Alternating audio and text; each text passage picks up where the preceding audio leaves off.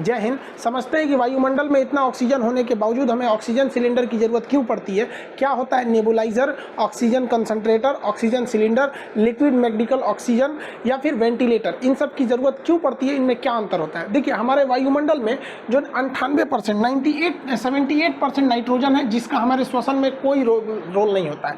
जो ऑक्सीजन है वो मात्र 21% है। तो हम जितना सांस लेते हैं ना, उसका 21% ही हमारे उसमें जाता है और 1% अदर गैसेज है वहाँ पर।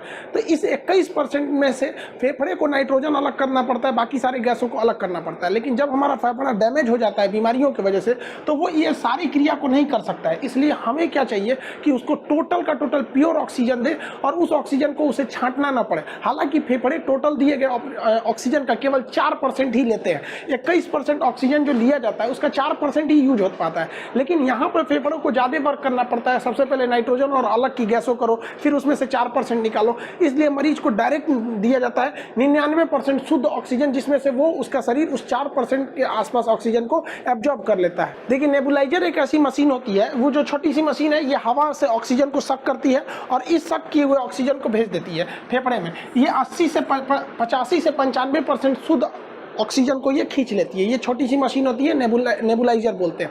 ये स्टीम बनाने के भी काम आती है। तो अक्सर इसका प्रयोग वैसे मरीजों को किया जाता है जिनके दवाइयों को भाप बना के फेफड़े तक पहुंचाना होता है। अक्सर इसका प्रयोग अस्थमा के मरीज करते हैं, लेकिन इसका कोरोना में प्रयोग करना घातक है। कुछ लोग क्या कर रहे हैं, कह रहे हैं कि भैया इसमें हम दवा नहीं डालेंगे। आप जब इसमें दवा डाल देते हैं तो ये नेबुलाइजर क्या करता है, उस दवा को स्टीम बना के और इसके भाप के साथ आपके फेफड़े में छोड़ देता है, तो जिसके साथ आपकी दवा भी बहुत अच्छे से फेफड़े तक चली जाती है। लेकिन दमा और अस्थमा में इसका प्रयोग करना उचित था, लेकिन इस तरह के अस्थमा के कोरोना के मरीज को इसका प्रयोग करना ठीक नहीं है, क्योंकि इसमें उतना ऑक्सीजन नहीं रहता है जितना कि कोरोना के पेशेंट को चाहिए रहता है। अब ऑक्सीजन कंसंट्रेटर क्या होता है? ये एक छोटा सा डिवाइस होता है जो हवा से ऑक्सीजन को सक करता है, उसमें से धूल कण, कार्बन डाइऑक्साइड और नाइट्रोजन को बाहर करके हमें ऑक्सीजन देता है। ये एक डिवाइस होती है, ये कई शेप में आती है, कुछ पोर्टेबल भी होते हैं, छोटे होते हैं, कुछ बड़े साइज के भी होते हैं। इनमें 90 से 95% शुद्ध ऑक्सीजन होता है, यानी ये नेबुलाइजर से ज़्यादा मात्रा में ये ऑक्सीजन हमें प्रोवाइड कर सकते हैं और ये 24 घंटे हमें ऑक्सीजन दे सकते हैं, क्योंकि इन्हें बिजली या फिर बैटरी के सप्लाई से चलाया जाता है। ये ऑक्सीजन सिलेंडर की तरह इसमें कभी ऑक्सीजन खत्म नहीं होता है। अगर इसमें पावर सप्लाई है तो ये ऑक्सीजन कंटिन्यूअस बनाते रहेगा। इसमें ऑक्सीमीटर लगा रखे हैं, इसमें ऑक्सीजन का फ्लो को भी कंट्रोल किया जा सकता है। ये जो होते हैं, ये इसमें ना सीरियस मरीज के लिए इसका प्रयोग नहीं किया जा सकता। ये केवल माइल्ड यानी हल्के या फिर मीडियम मॉडरेट लेवल के मरीजों के लिए इसका ही प्रयोग किया जाता है। सीरियस प्रयोग नहीं हो सकता, इसलिए इसे आईसीयू में नहीं रखा जाता। ऐसा क्यों नहीं रखा जाता है? देखिए, जो ऑक्सीजन कंसंट्रेटर होता है, इसका जो ऑक्सीजन का प्रेशर होता है वो बहुत लो प्रेशर होता है। ये 1 मिनट में 5 से 10 लीटर ही ऑक्सीजन देता है। 1 मिनट में 5 से 10 लीटर ऑक्सीजन को ये फ्लो करा सकता है। लेकिन जो एक गंभीर रूप से मरीज बीमार है, जो आईसीयू में है, कोरोना एकदम भयानक स्थिति में है, उसको 40 से 50 लीटर ऑक्सीजन चाहिए, जो आईसीयू में रहते हैं। तो ये केवल 5 से 10 लीटर ऑक्सीजन प्रति मिनट दे सकता है लो प्रेशर पे। इसलिए इसका प्रयोग हम आईसीयू में नहीं करते। लेकिन अभी क्या है कि कोरोना के जो स्थिति आई है, इसमें ऑक्सीजन है, जिसको मतलब हाई प्रेशर ऑक्सीजन सबको दिया जा रहा है। ऑक्सीजन कंसंट्रेटर की कमी होने की वजह से ये बहुत हल्का होता है, जिस वजह से इसे ट्रांसपोर्ट करना बहुत ही इजी होता है। लेकिन ये काफ़ी महंगे आते हैं, 30 से 50 हज़ार के रेंज में ये आते हैं। इनमें एक ही खासियत होती है, इन्हें ऑक्सीजन सिलेंडर की तरह रिफिल नहीं करना पड़ता। ये कभी खत्म नहीं होते। इलेक्ट्रिक है या बैटरी है तो ये हमेशा कंटिन्यू चलते रहेंगे। ये ऑक्सीजन कंसंट्रेटर जो होता है वो काम करता है PSA टेक्नोलॉजी पर। PSA का मतलब प्रेशर स्विम एब्जॉर्प्शन टेक्नोलॉजी होता है। इसके तहत ऑक्सीजन हवा से गैसों को लिया जाता है, सक किया जाता है और उसमें नाइट्रोजन और बाकी गैसों को छोड़कर और ऑक्सीजन को कंसंट्रेट कर लिया जाता है।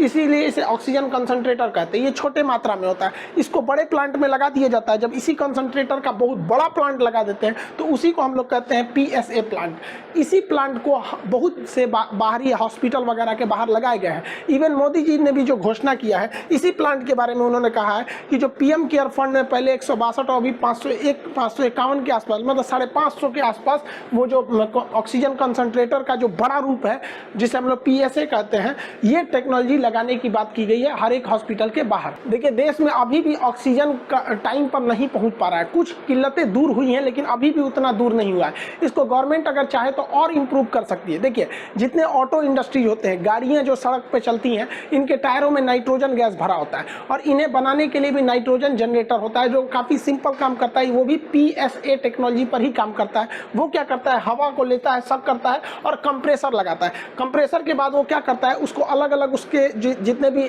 पार्टिकल से उसे साइड कर देता है और ऑक्सीजन गैस को छोड़ देता है और नाइट्रोजन गैस को एक जगह इकट्ठा कर लेता है। तो और उसी नाइट्रोजन गैस को गाड़ियों के टायर वगैरह में भर दिया जाता है। इसमें एक सिंपल टी टेक्नोलॉजी होती है, एक फिल्टर लगा होता है। उस फिल्टर से जब हम ऑक्सीजन और नाइट्रोजन को गुजारते हैं तो वो ऑक्सीजन को क्या करता है, हवा में रिलीज कर देता है और नाइट्रोजन को पकड़ लेता है, जिससे कि नाइट्रोजन गैस उस जनरेटर के पास इकट्ठा हो जाती है और एक बड़े से टैंक में उस नाइट्रोजन गैस को रख लिया जाता है। और जब आप गाड़ियां भरवाने जाते हैं, जब गाड़ी मोटरसाइकिल या 4 व्हीलर में, तो आपको इस तरह की मशीन देखने को मिलती होगी। ये आपके टायर में नाइट्रोजन भर देती है। जहां इस नाइट्रोजन की बहुत ज़्यादा ज़रूरत होती है वहां इस तरह का चीज़ प्रयोग करते हैं। चिप्स के पैकेट, नमकीन के पैकेट या जो भी पैकेटिंग सामान पैक होता है उसके अंदर हवा भरा होता है, वो नाइट्रोजन ही गैस होती है। तो ये नाइट्रोजन गैस काफ़ी सिंपल तरीके से बनाया जा सकता है, लेकिन अगर गवर्नमेंट चाहे तो इसके फिल्टर को चेंज कर सकती है और इसी से ऑक्सीजन बना सकती है, क्योंकि यहाँ जो फिल्टर लगा होता है वो फिल्टर ऑक्सीजन गैस को हवा में छोड़ देता है और नाइट्रोजन को रख लेता है। अगर इसके फिल्टर को हम चेंज कर दें और ठीक इसका रिवर्स कर दे कि ये नाइट्रोजन को छोड़ दे और ऑक्सीजन को रख ले, तो जितने ऑटोमोबाइल इंडस्ट्री हैं या चिप्स पैकेट ये सब बनाने वाली कंपनी है, उन सब के पास नाइट्रोजन गैस का प्लांट है। उन गैस प्लांट से हम ऑक्सीजन इजीली जनरेट कर सकते हैं। और ये फिल्टर बनाना बहुत बड़ा काम नहीं है। अगर सरकार चाहे तो 48 घंटे में ऐसे फिल्टर बना के और एनओसी देके उसे तुरंत तत्काल प्रभाव में लिया जा सकता है। और हमारे देश में जहां जहां भी नाइट्रोजन प्लांट है या फिर गाड़ियों के जो सर्विस सेंटर है वहां वहां इस फिल्टर को चेंज करके ऐसा किया जा सकता है। नेबुलाइजर और ऑक्सीजन कंसंट्रेटर के बाद अब हम समझते हैं लिक्विड ऑक्सीजन।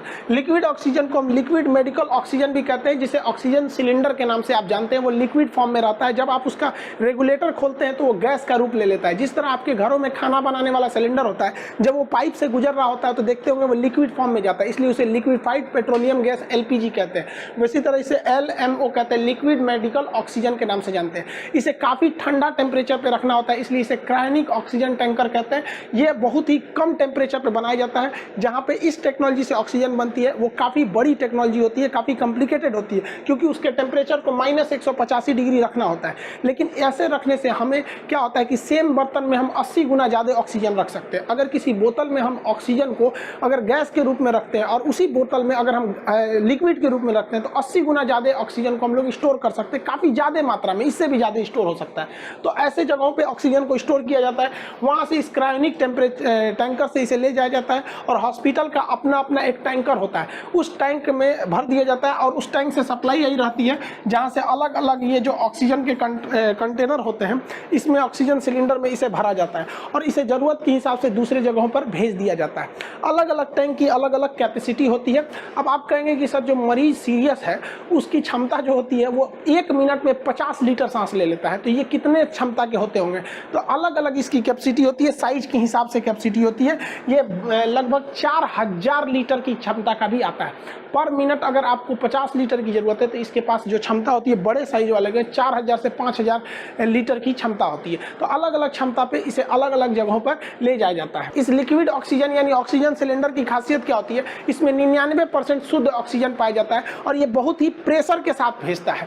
प्रेशर के साथ भेजने की वजह से इसमें ऑक्सीजन का मात्रा ज़्यादा रहता है। 40 से 50 लीटर ऑक्सीजन ये पर मिनट दे सकता है, जिस वजह से इसका प्रयोग हम सीरियस मरीजों के लिए करते हैं जो ICU में भर्ती होते हैं। लेकिन इनकी समस्या यही है कि इनसे आप 24 घंटे सप्लाई नहीं ले सकते हैं। जैसे इनका टैंकर खाली होता है तो ये सप्लाई देना बंद कर देते हैं, इन्हें रिफिलिंग करना पड़ता है। लेकिन एक प्लस पॉइंट ये है कि इनको किसी भी तरह के पावर की ज़रूरत नहीं पड़ती है, इन्हें इलेक्ट्रिक सप्लाई या बैटरी सप्लाई की ज़रूरत नहीं पड़ती। अभी ज़्यादातर प्रयोग हॉस्पिटलों में इसी का प्रयोग हो रहा है, यही ट्रेडिशनली प्रयोग होता ही आया है। एम्बुलेंस वगैरह के अंदर भी यही रखा रहता है।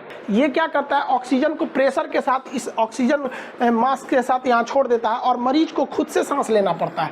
इसमें मरीज खुद सांस लेता है, लेकिन बहुत बार ऐसा होता है कि मरीज सांस नहीं ले पाता, उसके फेफड़े इतने डैमेज हो जाते हैं, इतना काम नहीं कर पाते। कभी जैसे कोरोना के मरीज हो गए या फिर एक्सीडेंट हो गया या कोई बड़ा ऑपरेशन हो गया जिसमें ब्रेन को मतलब एनेस्थीसिया देना पड़ता है, तो फेफड़े जब काम नहीं कर पाते हैं, खास करके अभी के वक्त में तो कोरोना चल रहा है, तो जब फेफड़े काम नहीं करते हैं तो उस स्थिति में हमें बाहर से ऑक्सीजन को ढकेलना पड़ता है। यहाँ क्या था कि ये ऑक्सीजन सिलेंडर यहाँ से ऑक्सीजन छोड़ता था और बस ये ऑक्सीजन के पाइप से यहाँ के ऑक्सीजन मुंह के पास निकल जाता था, इंसान अपने से सांस ले लेता था। लेकिन जब जब फेफड़े डैमेज हो जाते हैं तब उस कंडीशन में काम आता है हम लोग का वेंटिलेटर। इसे मैकेनिकल वेंटिलेटर कहते हैं। ये मशीन होती है, ये पल्स रेट और आपका ऑक्सीजन लेवल वगैरह ये सब चीज़ों को यहाँ दर्शाते रहती है। इसमें प्रेशर होता है, इसमें 2 वाल्व नली होती है इसके अंदर में। ये क्या करता है, प्रेशर से ऑक्सीजन को फेंकता है और फिर उसको वापस लेके आता है। मतलब फेफड़ों तक ये ऑक्सीजन, ये मुंह तक ऑक्सीजन नहीं छोड़ता है, ये फेफड़े तक पहुँचा देता है। तो इसके भूल में मत रहिएगा कि ये यहाँ मुंह तक होता है, इसे फेफड़े तक ढकेल के इस मशीन को अंदर ले जाना होता है वेंटिलेटर को। ये लास्ट पोजीशन होती है मरीज की जान बचाने की, डॉक्टर की। अब इसको पहनाना, ये वेंटिलेटर होता है, इसे लगाना अपने आप में बहुत चैलेंजिंग है, क्योंकि मरीज को तभी लगाया जाता है जब निश्चित अवस्था में होता है, उसके मुंह को खोलना होता है। तो ये लोहे की रॉड देख रहे हैं, स्टेनलेस स्टील की रॉड होती है, इसके बीच में एक छेद होता है इस रॉड के अंदर के। तो इसी में क्या करता है डॉक्टर, पहले इस रॉड से इस मरीज के मुंह में ऐसे डाल देता है। आप इस रॉड को देखेंगे तो ये यू शेप में होता है, ऐसे इसमें रॉड डालता है और उसके जबड़ा को उठाता है। जब इस जबड़ा को उठा देता है तो उसको ये नली दिखाई देती है। तो इस रॉड के पीछे एक छेद होता है, उसी छेद से ये ऑक्सीजन के पाइप को अंदर डालता है। आप अगर यहाँ देखेंगे तो ये रॉड जो है यहाँ से इस छेद के अंदर से इसको लेके गया है यहाँ पर, और इसको फेफड़े तक पहुँचाया गया है। दोनों फेफड़े के बीच में इसे ड्रॉप किया जाता है। अब ध्यान दीजिए, यहाँ पर अगर क्लियर इमेज देखेंगे तो ये हैंडल है जिससे इसको उठाया गया है यहाँ पर, और इसके पीछे खाली जगह होता है, उसी से इस पाइप को ले आके अंदर, यहाँ देखिए इस पाइप को यहाँ छोड़ दिया गया। फिर बाद में इस लोहे वाले को बाहर निकाल लिया जाता है। वो केवल मैकेनिकल सपोर्ट देने के लिए था, उसका जबड़ा उठाने के लिए, वरना ये गला सट जाता है। कभी कभी ये मिलता नहीं है तो डॉक्टर को इसे यहाँ से उठाना भी पड़ता है, काफ़ी मुश्किल काम होता है। उसके बाद एक और चैलेंजिंग काम क्या होता है कि जो यहाँ पर हम लोग ऑक्सीजन का ये पाइप ले गए हैं, इस पाइप के मुंह को हम लोग कफ कहते हैं, ये बीचों बीच रहना चाहिए। ये ट्रैकिया होता है, इसको बायोलॉजी के क्लास में आपको रेस्पिरेशन तक तो पढ़ाई दिए थे।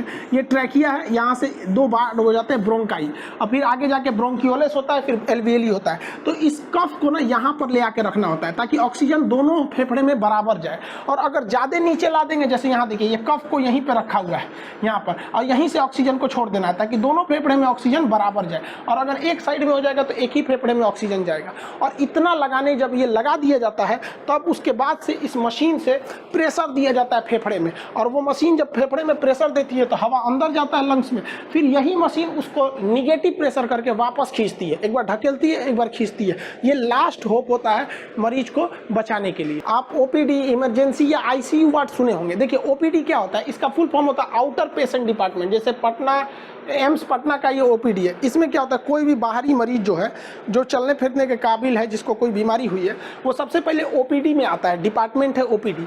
इस ओपीडी डिपार्टमेंट के बाद पूछता है काउंटर कहाँ है, तो काउंटर पे जाके वो अपना नाम, पर्ची उर्ची कटवाता है। यहाँ उसको पर्ची मिलता है जहाँ बताया जाता है उसे कौन डॉक्टर और किस कमरे में देखेंगे, तो उस पर कमरा नंबर वगैरह डॉक्टर बता दिया जाता है। फिर आप जाते हैं डॉक्टर के पास।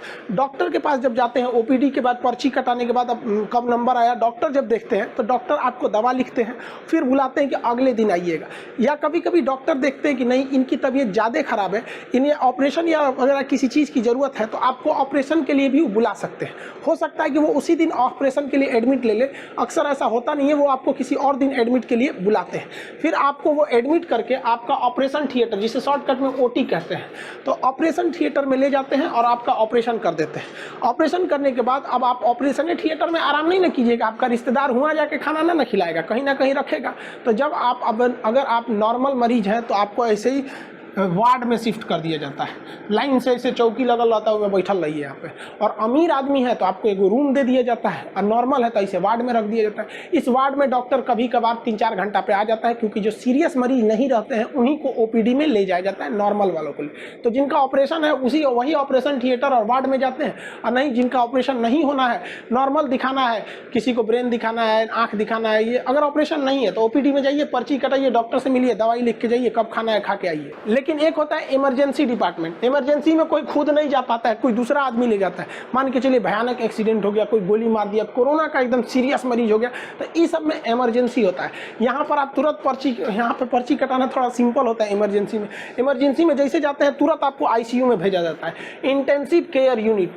आपकी गहन जांच होगी। आईसीयू में जब आप रहिएगा ना तो एनी टाइम वहाँ डॉक्टर और नर्स रहते हैं, जबकि वहीं ओपीडी के वार्ड में रहिएगा तो आपको एनी टाइम यहाँ डॉक्टर नर्स नहीं मिलेंगे, क्योंकि यहाँ नॉर्मल मरीजों को रखा देखा जाता है बहुत सीरियस नहीं रहते हैं, लेकिन अगर आईसीयू में रहेगा तो इंटेंसिव केयर यूनिट 24/7 मतलब 24 घंटा आपके पास कोई ना कोई निगरानी रहेगा। इसमें ये बहुत ज़्यादा होता है। अगर इसमें तबीयत अगर आपकी बिगड़ती है, मान के चलिए एक्सीडेंट हुआ या कुछ हो गया है, अचानक तबीयत बिगड़ती है तो डॉक्टर आपको देखने के लिए आते हैं। और अगर मान के चलिए डॉक्टर को लगा नहीं एक्सीडेंट हुआ या ऐसा कुछ हुआ है, इसका ऑपरेशन करना पड़ेगा, तो इस आईसीयू से उठा के तुरंत आपको ऑपरेशन थिएटर यानी ओटी में ले जाया जाता है और वहाँ ऑपरेशन कर दिया जाता है। एक तो पहले आप सीरियस थे, इमरजेंसी में खुदे थे, उस पर से कर दिया ऑपरेशन और वो चीरफाड़ हो गया, अब आपकी और ज़रूरत है तो आपको आईसीयू का जो वार्ड होता है, आईसीयू वार्ड ये वाला जो होता है ये बहुत वीआईपी व्यवस्था होता है। यहाँ हर एक मशीनें आपके लिए अवेलेबल होती है। ऐसा नहीं कि थर्मामीटर में बुखार नापना है तो दूसरे से लाएगा, सब आपके लिए वहाँ पर्सनल रहेगा, आपकी सारी मशीनें वहाँ अवेलेबल रहती है। तो ये आपको आईसीयू वार्ड में एडमिट कर दिया जाता है। जब आपकी तबीयत ठीक ठाक होने लगती है, सही हो जाता है, तो आईसीयू वार्ड से उठा के आपको जनरल वार्ड में भेज दिया जाता है जो नॉर्मल मरीजों के लिए रखा गया। इसके बाद आपको घर भेज दिया जाता है। आई होप कि आप इन सारी चीज़ों को समझे होंगे, लेकिन हम भगवान से यही दुआ करते हैं कि आप में से किसी को भी इन सब चीज़ों को देखने की नौबत ना आए। अब जब तक कोरोना नहीं चला जाता है आप सब सेफ रहिए, कम से कम 15 से 20 मई तक तो अपने घर में ही रहिए, क्योंकि हॉस्पिटल में जगह ही नहीं है। डॉक्टर परेशान है, इतने मरीज हैं कि वो सबका ख्याल नहीं रख पाते हैं लोग। डॉक्टर भी एक इंसान होते हैं, वो भी झिझला जा रहे हैं वहाँ पर, इतने मरीज हो गए और जगह नहीं है। पर डे 4 लाख मरीज मिलना, सिस्टम चरमरा जाता है। हॉस्पिटल इतना नहीं है भारत में, इसलिए जहाँ है सेफ रहिए, सुरक्षित रहें। हम बहुत जल्दी इस कोरोना को जंग जीतेंगे, लेकिन ऐसा ना हो कि इस कोरोना की जंग जीतते जीतते हम अपने बहुत सारे साथी खो दें। हमें जीतना भी है और अपने साथियों के साथ भी चलना है। आप जहाँ रहें सुरक्षित रहें। मिलेंगे नेक्स्ट क्लास में। जय हिंद।